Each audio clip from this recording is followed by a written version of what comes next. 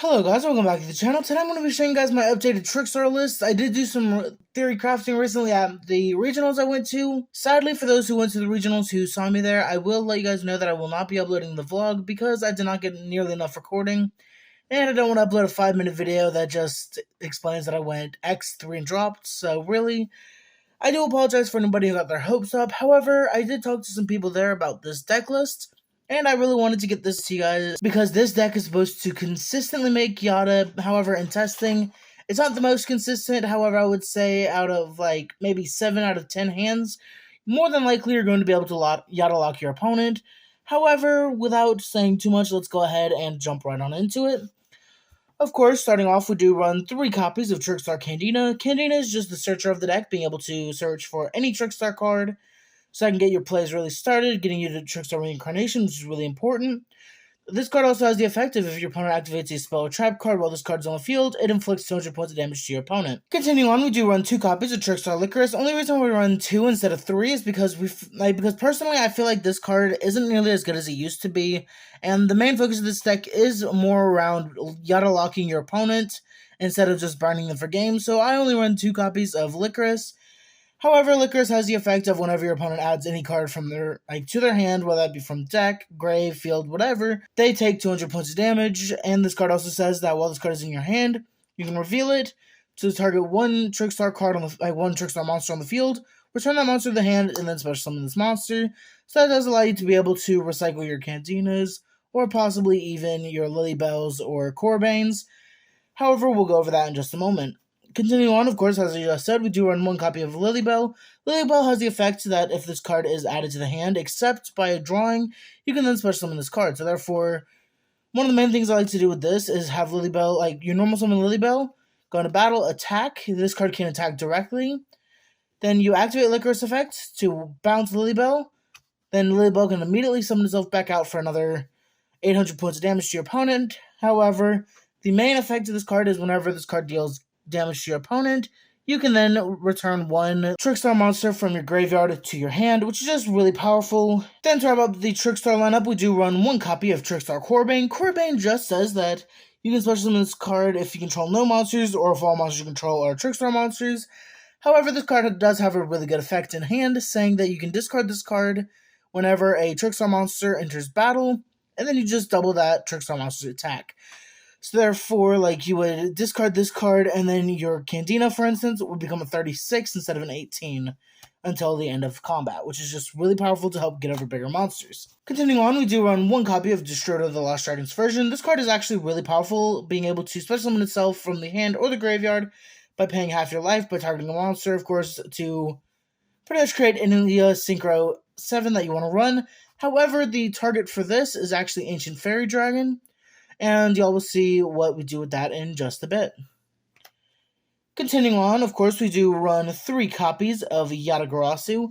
Yata-Garasu, for those who don't know what this iconic card does, practically it's a spirit monster, so during the end phase it will add back to your hand. However, this card says that if it inflicts damage to your opponent cannot draw during their draw phase. So combine this with the Droll Reincarnation Lock, and your opponent just can't play Yu-Gi-Oh! Continuing on, we do run 1 copy of Lady of the Lake. This was actually suggested to me by one of you guys. I will actually, I can't remember the name of the person right now, but I will put that on screen right here. So if this is you, I really appreciate you, and I did pick this up at the regionals with you in mind, so I really do appreciate it. But this is the main card for Small World, and I will go over it in just a bit with the Small World and how this connects the entire deck.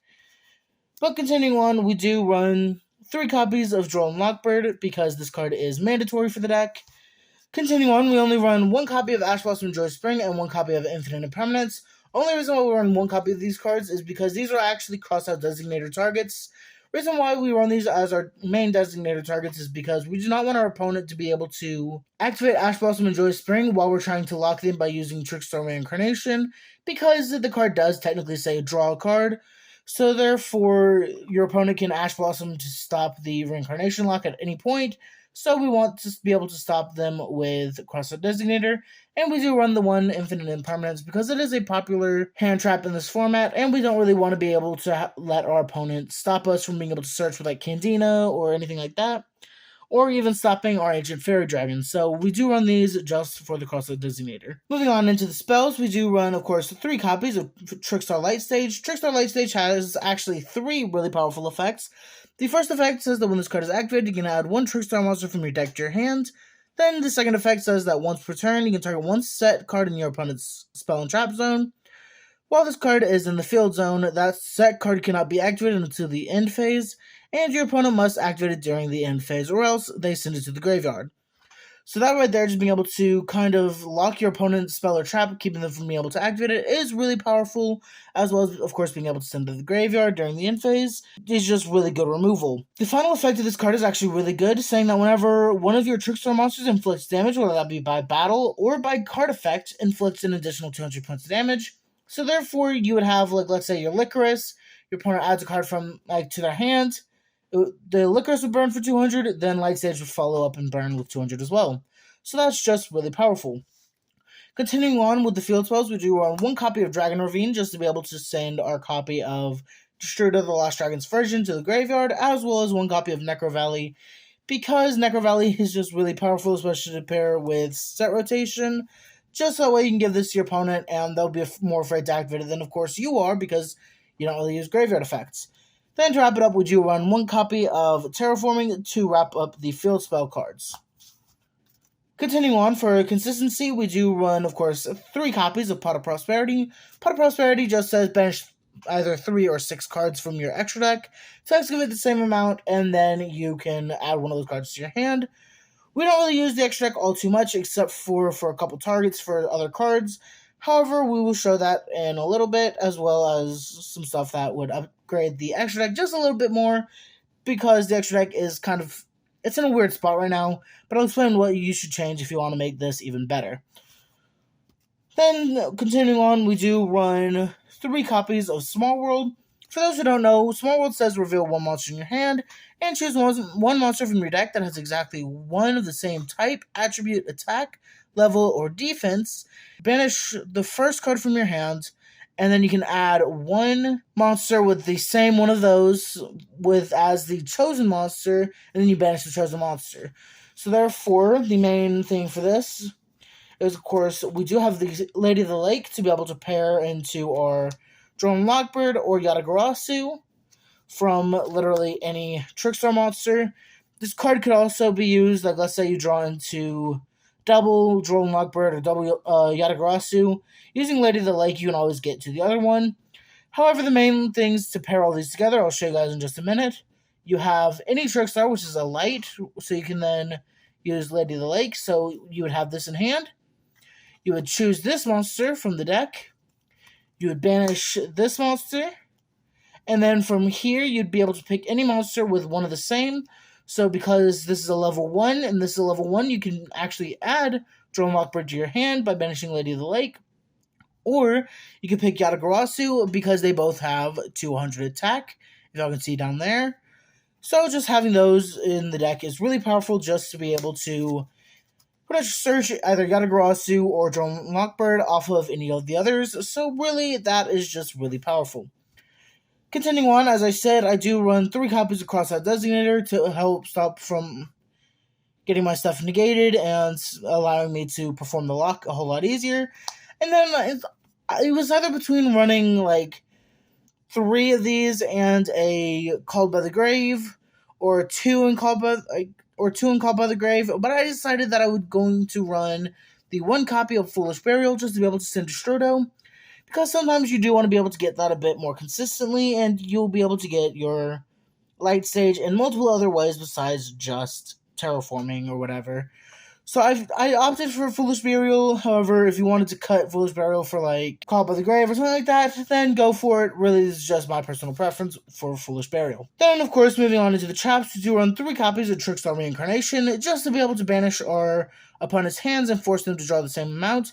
However, this card does have a really powerful second effect, saying that you can banish this card from your graveyard to then Monster Reborn any Trickstar monster from your graveyard, which is just really powerful. Then, of course, to search that out, we do run 3 copies of Trap Trick just to be able to make it really consistent to be able to get out 2 reincarnations for the lock. So that's going to be it for the main deck. Let's go ahead and look at the extra deck. So starting off with the extra deck, we do run 1 copy of Trickstar Holy Angel, as well as 1 copy of Foxglove Witch. You can either run 2 copies of the Holy Angel. However, I just like Foxglove Witch because it burns your opponent every time that they special summon a monster, which is just really powerful. But really, I don't think I need to go into these all too much. However, let's just go into the other cards. Most of the other targets in the extra deck are for the card Ultimate Slayers, so we'll quickly go over that right now. So we do run 2 copies of Farajit the Barren Blossom.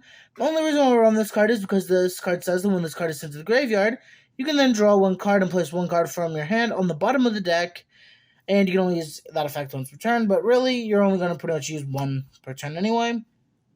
We also do run 1 copy of Paleozoic Cambro-Raster, because this card says that if a set card you control will be destroyed by a card effect, you can banish this card from your field or graveyard instead. So therefore, this just allows you to be able to set up a little bit of disruption as well as protection of your own cards, which is just really good. Then, of course, I do run 1 copy of Cypher Lord Omega. This card says that if this card was in the graveyard, you can target 1 other card in your graveyard, shuffle both that card and this card into the deck.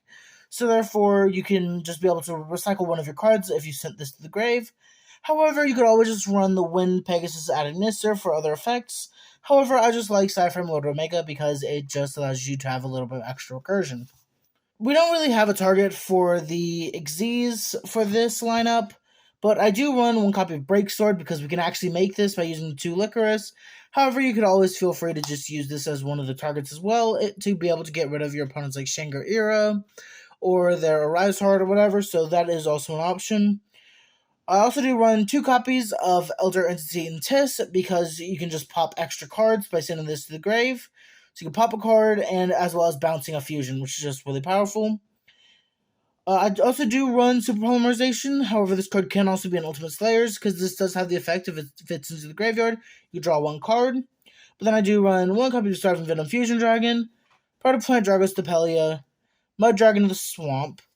And then the only other cards that are actually important to the deck besides the Trickstar stuff, which is not important, I'll just go ahead and say it, is the Ancient Fairy Dragon, which allows us to be able to special summon a monster from our hand, as well as being able to get us any field spell from our deck, which is just really powerful.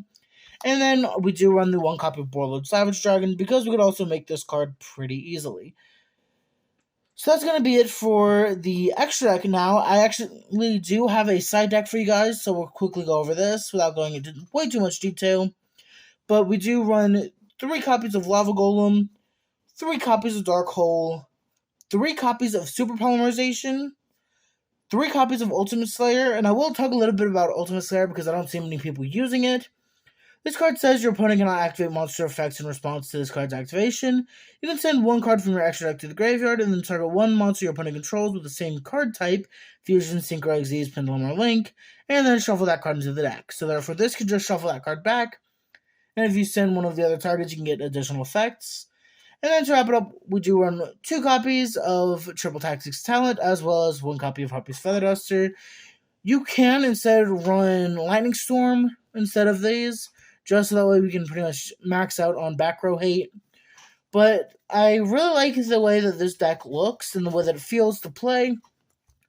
But yeah, that's really going to be about it for the Trickstar list. Be sure to tell me what you guys think down in the description, as well as what you guys would change to make the Trickstar Yata-Garasu lock even more potent and more consistent.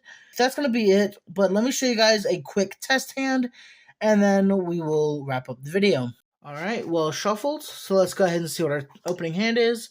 We got Light Stage, which is good, Trap Trick, which is good, Necro Valley isn't too good, but we do get Drone Lockbird and Yata-Garasu, so therefore right here, this is actually the Yata lock, because we activate Light Stage to be able to search out our copy of Trickstar Candina. Candina will then normal summon it to be able to search out Reincarnation. And then what you're going to do is you're going to set 2 cards. Then you're going to pass turn. Then first thing is your opponent's going to draw for turn. You're going to activate Reincarnation. And then in response, you're going to activate Trap Trick. So there has to be Chain Link 1. Then this is going to be Chain Link 2. So then what you're going to do is you're going to, of course, banish one of your copies of Reincarnation to set the other Reincarnation. So therefore, now you have officially set up the second Reincarnation after this first one resolves. So therefore, your opponents will already have shuffled and banished their hand, drew their cards. Then on resolution, you want to activate Trickstar Reincarnation. And then on Reincarnation, you want to chain Drone Lockbird. Reason why you want to do this all on the resolution is so that way Drone Lockbird doesn't miss timing.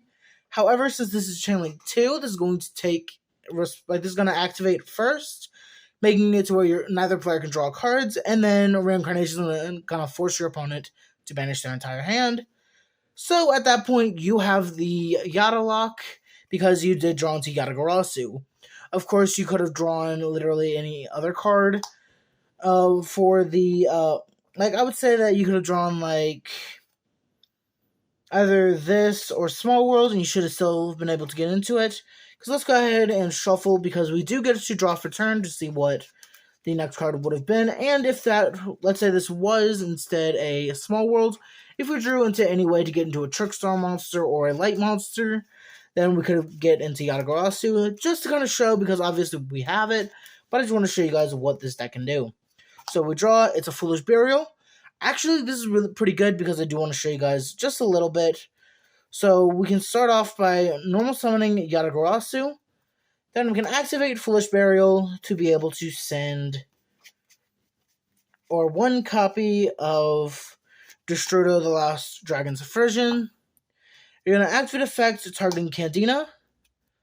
So then you can special summon out your copy of Ancient Fairy Dragon. Then you want to activate the effect of Ancient Fairy Dragon to destroy the copy of Light Stage. And then you can just activate anything. Preferably you want to activate Necro Valley, or if you can, search out into another Light Stage. However, this can just get you into Dragon Ravine or whatever, which this doesn't do anything at this point. That's mainly just send Destrudo. However, if you didn't have Necro Valley in hand, you could always activate Necro Valley so your opponent can't really do anything, even if they did have a chance. But, attack with Yata-Garasu, proceed to the end phase, add back to hand, and then you can, on the next turn, you draw for turn, normal summon, attack, and your opponent won't be able to draw at all, and they are officially Yata-Garasu locked, and they just can't play the game anymore. So really, that's going to be about it, guys. I really hope you guys enjoyed the deck profile, as well as the little bit of a test hand to kind of show you what this deck can do. But that's going to be about it, and I wish you guys the best day. See ya.